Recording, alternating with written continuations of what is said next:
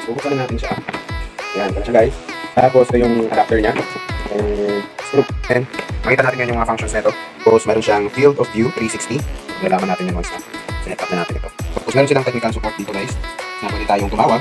Tapos pwede siyang gumana sa Hey Google at saka Alexa. So ito, nabili lang namin siya ng 1,000 pesos guys. Parang hirap i-install na ito.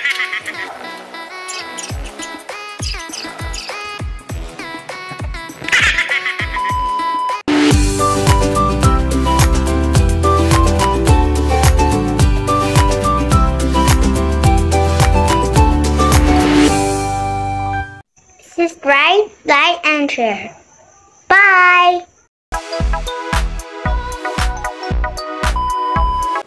Hi guys! Welcome back sa ating channel at on this video ay mag-unbox tayo ng security camera. Ang pangalan sa security camera na to ay Tapo.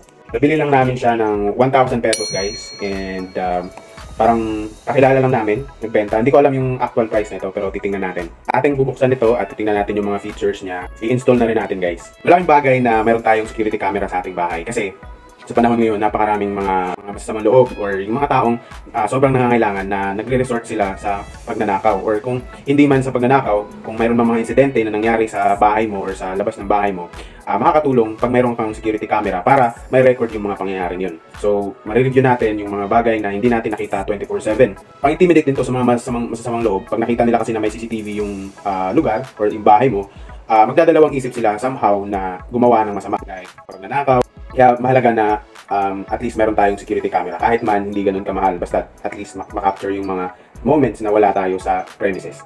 So especially pag umaalis tayo ng ating bahay. Ito yung price ng Tapo guys sa Shopee. So makita natin dito nagre-range siya ng 1,699 to 3,254. Ngayon ito yung Tapo C220 lit. Ito rin yung nakita ko dito sa box. So wala pa siyang, yung box ko dito, wala pa siyang bangas. So hindi pa talaga siya nabuksan, nakasealed pa yung plastic niya. So try natin add to cart. So meron siyang mga choices dito. So Tapo na may SD card, merong mga SD card. So itong walang SD card, for sure walang SD card itong nakuha ko. So ang price niya guys is 1,699, ito yung pinakamababa. Tapos pag merong mga SD card, depende sa taas. Like ito, 250 GB na SD card, ang price niya is 3,134. So tumaas siya ng tumaas siya ng 1,000 plus. So dahil lang sa SD card. So so far legit naman itong ating nabili sa kapitbahay. So sabi dito sa box, Wi-Fi camera siya, motion detector and notification, night vision up to 30 feet, 3 MP. Hindi naman talaga ganun kataas ang megapixel ng mga CCTV. Kung mahal siguro 'yun, malinaw. Micro SD slot up to 256 GB. Tapos meron silang technical support dito guys na pwede tayong tumawag. So kung meron tayong problema, pwede daw itong tawagan Monday to Friday 9:30 AM to 5:30 PM. So maganda kasi may technical support sila. Tapos pwede siyang gumana sa Hey Google at saka Alexa. May motion detector siya na pag may gumalaw, magno-notify siya sa phone mo once na may gumalaw like this. Yung notification na makita natin sa phone natin. So, ililink natin siya sa phone. Kailangan dito nakakonect lagi sa Wi-Fi. Meron siyang field of view 360. Horizontal range. Ibig sabihin yung pag ano niya naikot. Horizontal. Tapos, privacy mode niya is pwede natin siyang shutdown sa ating phone. So, tap in the app. So, meron siyang app na i-install natin.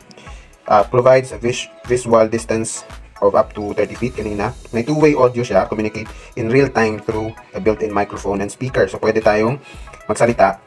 Pwede tayong makipag-communicate through the app papunta dito or vice versa, yung nakaka-capture niya na audio pwede nating marinig. Tapos share interesting and funny videos to everyone. So ito na yung mga parang perks niya. Live view, always keep an eye. Okay, live siya, pwede siyang panood ng live. Tapos easy setup, follow in app instruction to easy setup within minutes. Okay, so asahan natin na madali nga talaga tong i-set up. So malalaman natin yan once na set up na natin ito. Few moments later. Guys, bubuksan na natin siya since may konti siyang bangas. Okay. Tapos, I think kaya ito binibenta nung siguro siya, hindi na niya kailangan. Tapos nabili niya online. Very interesting. Actually, nabili namin to few months ago. Mga 5 months na siguro from now. Nakakatuwa niyan, hindi ko na nakikita yung nagbibenta. Hindi na siya bumibili dito sa tindahan. Kaya just hope for the best. So yan, wala na laman yung karton. Kung 1.6 niya nabili ito sa Shopee, so nagpalugi siya ng mga more than 600 or 700. So hindi ko alam kung para saan ito, parang may ano siya, may sticker. Tapos ito yung kanyang guide, quick start guide. Basahin natin ito mamaya. Ito yung mark position. Ito yung pang position. Itong ano na to, sticker na to, sabi dito. Yan, sabi dyan. Pang position siya, tapos mount base, secure camera. So madali lang siguro to. Yung pag-connect lang nito siguro sa cellphone na medyo mahirap. So mag-install tayo ng app nito. Yan, download app. So download app tayo. Tingnan natin yung laman. See, so bilugan siya guys, bilugan. So, yan, ito na siya guys. So ito yung speaker niya. Papakita rin natin kung paano tayo nag-install ng app mamaya. Tapos yung horizontal niya.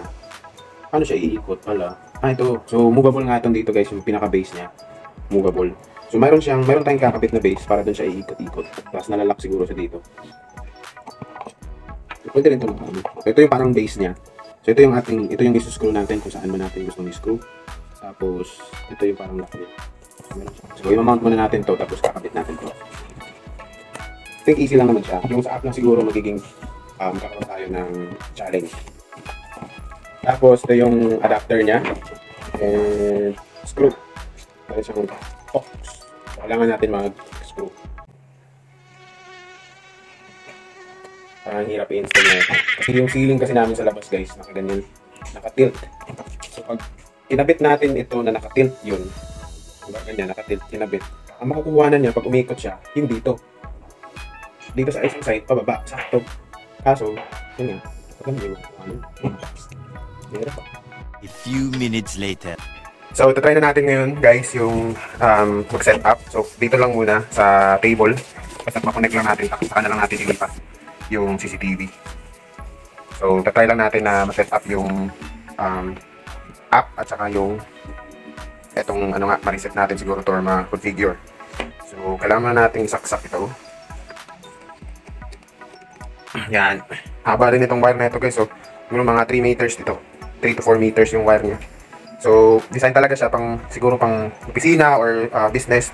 Lalagay mo lang siyang ganyan. Maganda siya kasi kumakapit siya. Oh. Then, may ikot din siya. So, makikita natin ngayon yung mga functions na ito. So, check muna natin yung manual. Sundan natin to step by step. So, ang first step niya dito, step 1 is download app, get the Tapo app from the Apple App Store or Google Play. So, yun muna yung gagawin natin, guys. So, scan lang natin tong code na to. QR scanner tayo. Try natin dito sa Viber. Sabi nila yung Viber may scanner daw. Saan ang scanner nito? Yun, meron nga. So, dito tayo sa ating yan. So, sa Viber, pwede pala siya guys, sa Viber lang. Ayan. So, doon pa rin tayo dinala. Doon sa TP-Link Tapo. Install natin. Mataas naman yung rating ng app nila so far. Yung step 2 dito nakalagay, plug in your camera and wait until the LED blinks red and green. So, gagawin natin yan mamaya once na download na natin yung app. So, yan guys, tapos na yung pag-download ng app. So, open natin. So, continue lang. Ngayon, meron siyang email. Hindi natin alam kung anong ilalagay natin dito. So, siguro, magsa-sign up tayo dito guys. So, sign up tayo. TP-Link ID, email. So, lagay tayo ng email dito. Tapos, set up tayo ng password. Okay, so accept yung terms and conditions, subscribe to TP-Link newsletter, sign up. An email has been sent to dun sa email. So, within 1 hour, kailangan siyang ma-activate. So, punta tayo sa ating email. So, ito yung email sa taas. I-favorite na natin, baka mawala. So, I thank you for registering for a TP-Link. To complete your TP-Link ID registration, please click the following button within an hour. So, click natin for registration. Okay, tapos Chrome. Congratulations, your TP-Link ID has been activated. Go back to the web management page, TP-Link app to start enjoying TP-Link cloud services. Okay, so balik tayo. Activated and log in. So, click natin to. Tapos, login na tayo using the password na ginamit natin kanina. Okay, so nandito na tayo sa home. Okay, nandito na tayo guys. Okay, so C210, hanapin natin siya. So siguro dito muna tayo sa top plus to add your devices. So, click natin itong tap add. Doon din tayo pinadala. So, ito yung Tapo C210. Click natin. Okay, so power up. Check the lead plug into device. So, dito na yung part guys na ano tayo. Ilalagin na, sasaksak na natin ito, no? So, nasa likod yung ano niya. Ito, yung saksakan niya.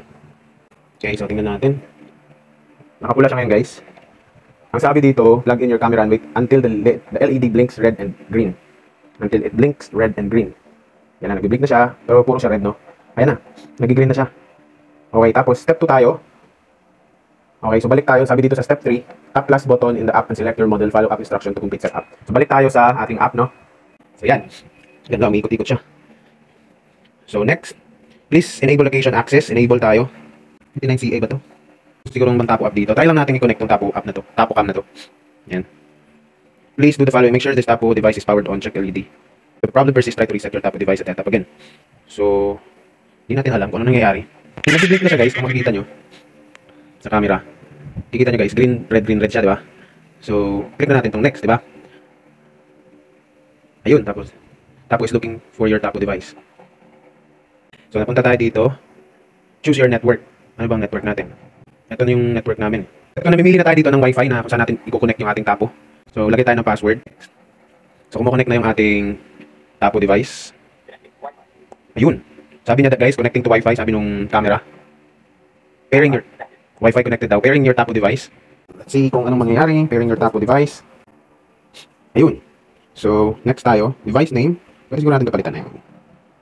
Palitan natin ito ng ating pangalan. Tapos, next. So, sabi dito, setting each camera's location is a great way to tell them apart. Okay, so, sa labas natin ito ilalagay guys. Kaya, tingnan natin. Outdoor, safe, office, swimming pool, outdoor. Home na lang. Home. Next. Sabi nyo, you've configured your Tapo device and it's ready for use. Sounds good.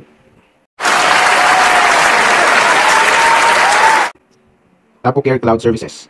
Try free for 30 days now. Start a plan. So, ito na yung cloud na mag-save yata siya ng mga makuha niya.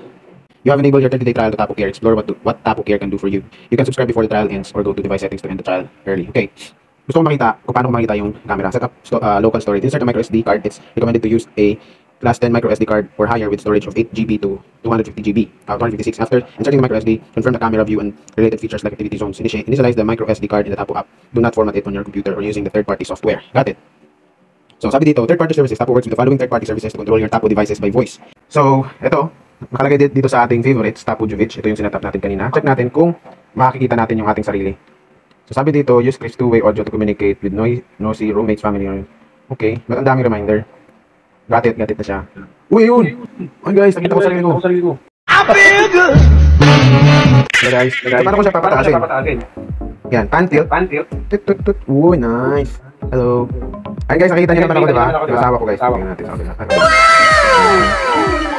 Yan guys. So horizontally, naiikot siya ng 360. So try natin paikutin ng 360 ito guys. Pwede natin itong papaikutin 360. So ibig sabihin, babalik siya. Pwede siya bumalik. Or, nasa-stop siya. Nasa-stop siya. Tapos, balik na naman. Nasa-stop siya guys. So far, maganda yung ano niya. Maganda yung resolution niya. Yung 3MP megapixel. Ano na siya? Fairness. Maganda. Kasing ganda ng asawa ko guys. Tingnan nito, pwede tayo, ito yung ibang features niya. Balik natin sa ating meron siyang mic. Tapos pwede rin ako magsalita dyan. Tingnan mo ha. Balik tayo. So pwede ako mag-screenshot. Tingnan mo to. Pwede ako mag-screenshot picture. Yan, capture memory. Tapos ano to? Pwede kong i-record kung ano yung pinapanood ko. Tapos speaker. Pwede speaker. Camera as microphone. Okay. Kaya malakas siya. Narinig ko yung sarili ko. Tingnan mo. Saan sa camera? Oo, sa camera. Naririnig. Di ba? Tapos vertical patrol. Ito yung sigurong aangat siya. Yan. Tutungo, aangat. So ito guys, since wala siyang micro SD, nasi-save siya sa cloud temporarily for 30 days. Tapos horizontal, automatic siyang iikot ng ganun. Yan guys, oh. Ayun, so kailangan kong i-mark yung kung saan siya sagad kasi imamount ko to sa wall. Kasi mahirap siyang i-mount kasi sa pataas kasi yung kisame namin naka-tilt ganun. So mahirap siyang i-mount sa ganun. Pero pwede nating manually dito na i-control dito sa may apat na. So ngayon, ang gusto kong makita ay yung kung makakapagsalita ako dyan sa camera. Punta tayo. Pero voice call, ano kaya to? Ano to? Low? Yun! Pwede niya ako maririnig. Naririnig kasi, nag-e-echo. Layo ako ng konti. Dito. Tingnan Tingnan mo kayo kung malakas. Oh, na. Speaker is off. Hindi siya ganun kalakas. Gusto ko siyang palakasan. Ganyan daw. Camera speaker. Naka-full na yung camera speaker eh. Pero, dirinig no? Uy! Kumanda ka sa akin. Ay, galing oh. Untilt. Tingnan ko yung sexing katawan ng asawa ko. Yan, punta siya dun guys. Subulin natin. Ay, kabila. So guys, nakita nyo na yung bahay namin ha. So, yun na po kaming pintasan. Trabaho lang, walang personalan. Hello! Kita dito ano oh. So pretty. So yan. Nagano ako eh. Ano to? Ayun, nagpi-play siya. Every 1 minute siya, nagka-cut siya dito. Ang galing. So ano time date ngayon?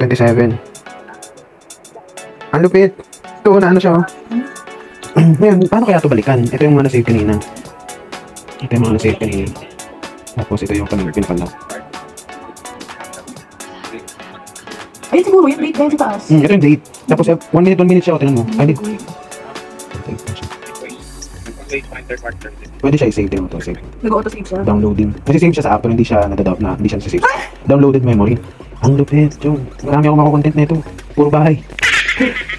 Punta tayo, break tayo sa camera. Bata. Ano siya, parang ang tungo niya at saka pataas. Para siyang halos 90 degrees. No? Or 45 na yata. Pero dito niya, 360. Privacy mode. Itong privacy mode, mag-shut off siya. Privacy mode is active. Streaming and recording functions are disabled to protect your privacy. So, hindi siya magre-record. Just in case sa bahay yan. Isa. Wala nagpupupo pa. Playback and memory. Itong tapo care. So, ano ako yung betang kaya. What? Nabidyo mga nagsisiya. Okay, so set up na natin yung ating tapo camera. So, ang kulang na lang ay mount natin ito doon sa labas para for security na talaga siya. So, kailangan natin ng ladder at drill. So, bukas siguro guys, makakairam tayo niyan. And hopefully, ma-install natin to at makita natin kung yung actual view.